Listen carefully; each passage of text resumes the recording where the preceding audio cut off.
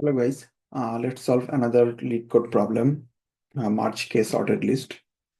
We are solving blind 75 Leetcode questions from this list. We already have solved 1, 2, 3 problem right now. We're in the fourth on the list, March case sorted list. So this problem, the difficulty level is hard based on actually what are the data structure you want to use. But if you want to use simple data structure, you can actually, I would say it's a difficulty level medium. So you are given a list array of k linked lists, and each linked list is sorted in ascending order. So we have multiple linked list, 1, 4, 5, 1, 3, 4, and 2, 6. These are three different lists, right? And then all of them, those are internally, all of the linked list are sorted in ascending order, right? And we have to combine all those lists together, merge all the linked list into a one sorted linked list, right?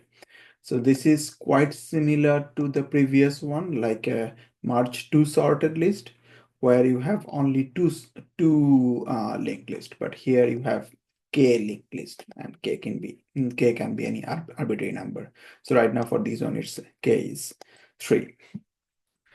So a few different ways you can solve it. One way actually, the easiest way to solve it, right? So you can find out all the numbers from all the nodes. Basically, we have three nodes here, 1, 4, 5, 1, 3, 4, right? So let's draw it here. So one is 1, 4, 5. Second one is 1, 3, 4. And another one is 2, 6, right? These are three linked lists you are given. So one way to do it, actually, you can merge all the lists together and then maybe sort based on the numbers. Then one way to do it. We want to do a little bit efficient way. And to do that, we can use priority queue. And this priority queue, if we define it as a PQ, as a priority queue, there are different data structure you can use in different languages, right? So if you use Java, then you can use priority queue there.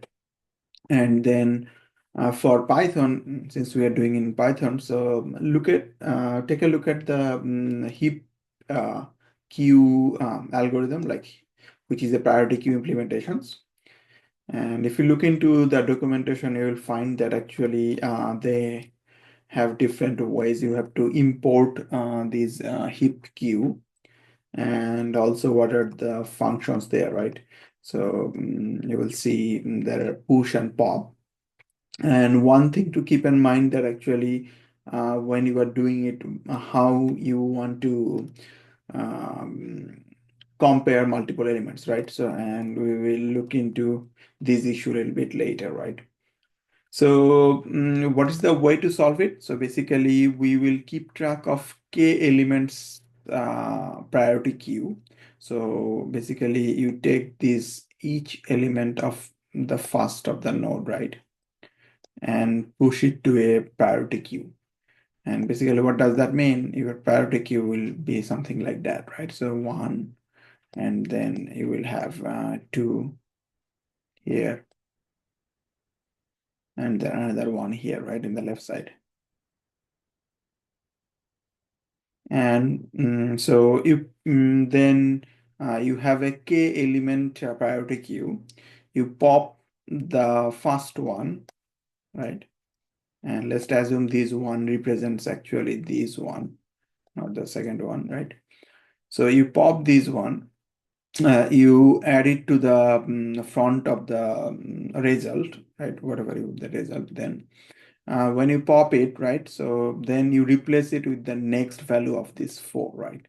So in that case, your result, if your result is R, R would be actually 1, right? And then what you do, for each of the element 1, you pop this value and insert 4 here, right? So as soon as you insert 4 here, the priority queue implementation basically sort these, and then it will become something like it will internally call heapify function when you try to remove this one. So it will basically become something like 1, 2, and 4. And each step, you basically again pop this root with a minimum value, and you are keep doing it unless your priority queue becomes empty, right? So that's how we do it. Um, the priority queue implementation is quite interesting. So we'll see some issue we might face, but we'll talk about how we can solve this, right? So at first, if you want to use priority queue, you need to import uh, this heap queue as maybe defined as HQ, right? And look into this library's heap queue. And so our priority queue we define as PQ. So our priority queue is empty at the beginning, and then if your list is none, or lane of list is 0, you just want to return none. So that's the case of actually for example 2 and 3, right? So if your list is none, or length is 1. Then we will need 2 variables. So one is actually our head, what we will return later, and also the current, which we will use it to traverse the list when we are generating the final result list, right? So for each of the element for L in list, if L is not none, then we want to push it to the priority queue. So just take a look at the implementation here, right? So heap queue, you want to push it like heap queue, just heap push, right? And then provide this value H. H is your this list of priority queue, right? And then provide whatever you want to push it, right?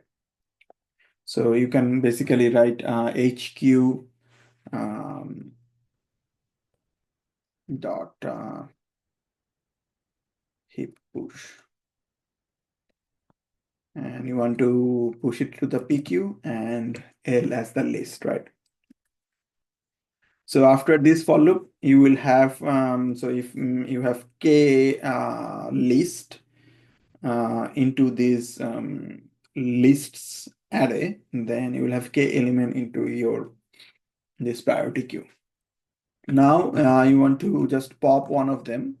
While you have PQ, you just pop one of the values, right? And you just do heap pop from PQ. You get the first element 1. And in this case, if your head is none, that means your head was not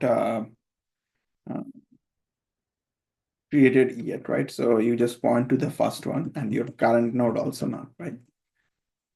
And for the second element, when you are doing the second element, then what you want to do, you want to update your card.next pointer, current pointer, which will be n, and you update your current pointer to current.next.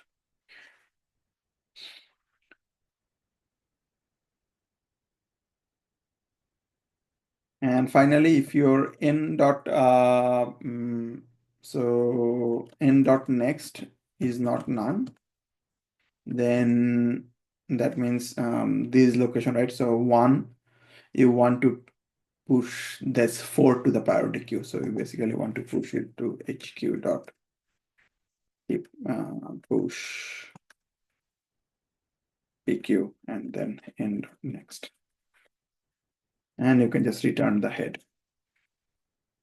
And we will see there will be some problem with the priority queue because we are trying to push this L as a linked list node, right? So if you try to run it, this might give you an error, right? Because the priority queue needs a comparator to check all the values, right? So you'll see the less than not supported between these instances of list node, right? So you need to update your comparator so that this list knows how to do it, right? So to do it, how can we do that? So you can write set attribute.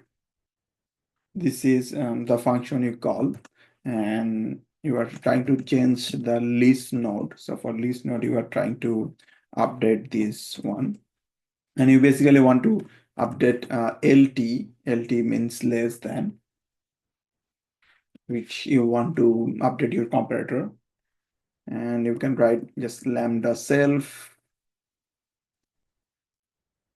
and other. And if you have these two, that means if you have self and other, you want to return the self.val is less than or equal to other.val.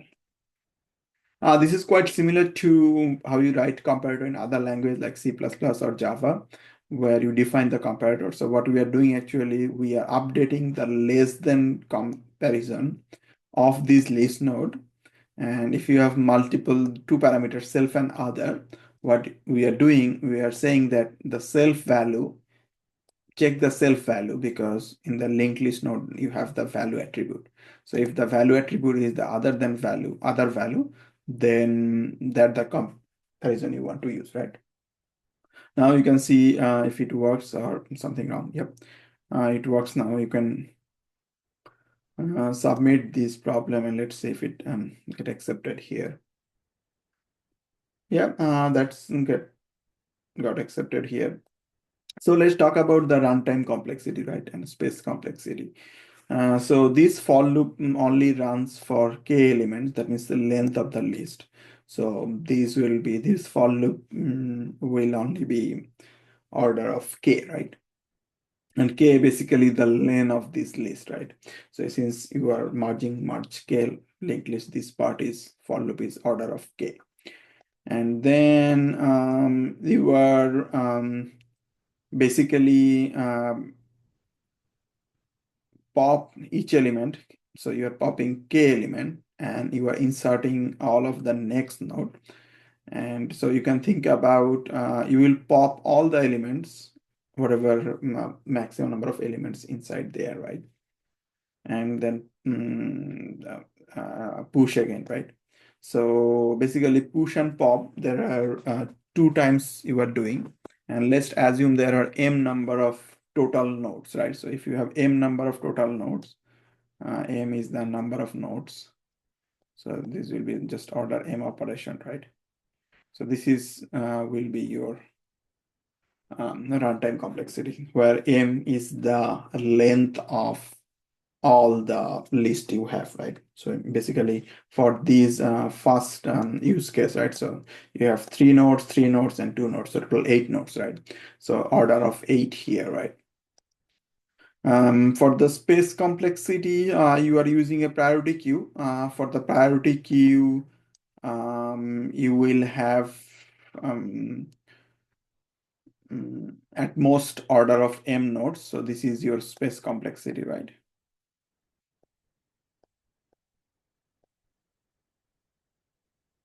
At most you have these one, right?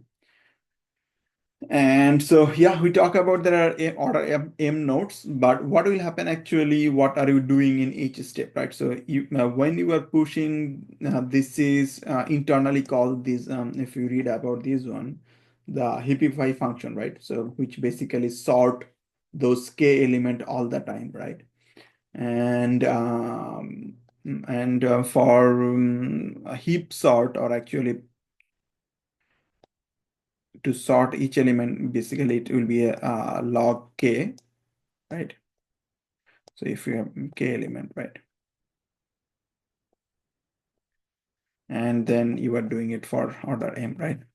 So basically your runtime complexity would be m log k, right? So where k is the size of the priority queue, and then each step you try to sort it with a log k operation. and there are m number of cases, right? So basically, runtime complexity is m log k, and space complexity would be order of m. It's a little bit longer video, but thanks for watching. I'll see you in the next video.